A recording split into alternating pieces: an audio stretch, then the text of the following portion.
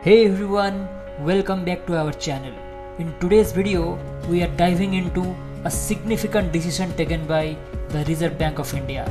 The RBI recently rejected Canara Bank's proposal to establish a separate credit card subsidiary. We will break down what this decision means for Canara Bank, how it compares with other public sector banks, and why the RBI might have taken this stance.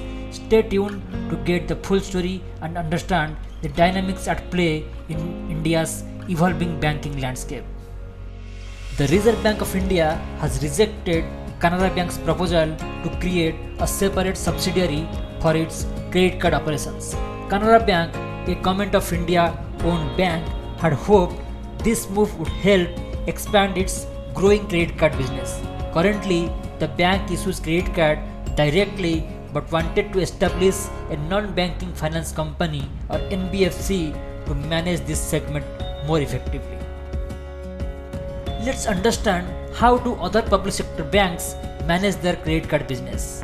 Unlike Canara Bank, some other public sector banks like the State Bank of India and Bank of Baroda already operate credit card subsidiaries.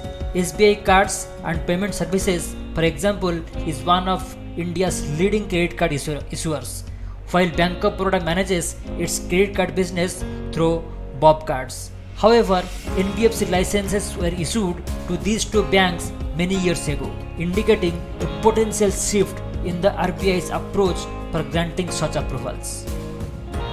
Now let's try to understand why did Canara Bank actually want to create a credit card subsidiary.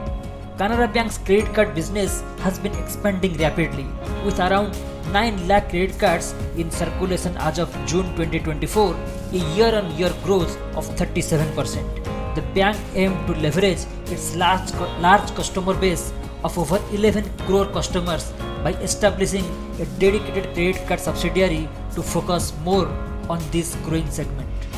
Then, why did RBI reject Canara Bank's proposal?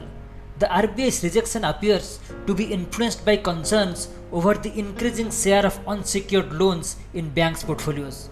In November 2023, RBI Governor Shaktikanta Das expressed concerns about the rapid growth in unsecured loans, particularly from personal loans and credit cards. Credit cards are typically unsecured, meaning they are issued without any collateral, which could have contributed to the RBI's cautious stance. The proposal for a credit card subsidiary came amidst a boom in digital payments, improved internet infrastructure, and the growth of e-commerce, all of which have fueled the expansion of credit card market. Managing Director K. Satyanarayana Raju had stated that the goal was to tap into this opportunity and further grow in bank's card business. However, with RBI's decision, Canara Bank will have to explore other strategies to achieve its expansion goals.